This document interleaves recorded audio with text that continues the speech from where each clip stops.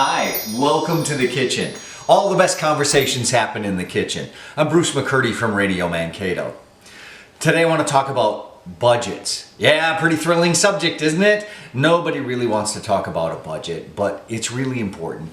Let's start with the basics. How do you set an advertising budget? For starters, I'd like to just throw out advertising should be for key things: radio, television, newspaper, magazines. It's not the donations you make to the local charities; those are awesome. But this is for the primary, intrusive, and reference media that you buy. So when we talk about budget, those are the numbers I'm talking about.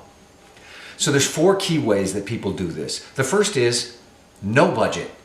Yeah, they just kind of say, well, you know, if something good comes along, I'll buy that. If it seems interesting, I'll go there. Here's the problem. You don't know whether you underspent, you don't know whether you overspent, and you don't know whether what you're doing is really doing what you want it to do. So having a budget is a better answer. Having a plan is a better answer. Second way is decree. Someone, maybe at a corporate office or someplace else, basically sent you a number and said, that's your budget, stay on it. This is a little better. At least it gives you lines on the side of the road so you know what your budget number is supposed to be. But again, it doesn't really tell you whether you're overspending or underspending based on what the market is doing, whether you have aggressive competitors or whether you have sleepy competitors. So third way is a better way. It's basically setting a percentage of gross revenue. Okay? Average business spends 4% of gross revenue on advertising.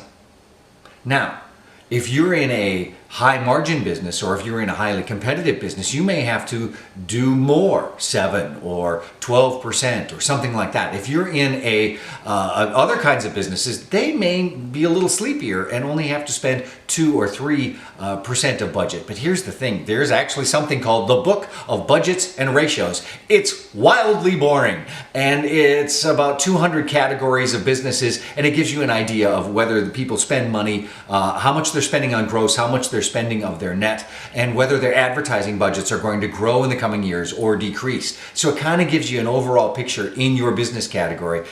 Fourth way is actually a little bit better. It's still a percentage base, but it's 4% of goal budget. In other words, here's where I want to be, and I'm going to spend 4% of that. Let me tell you a quick story and then we'll close this up.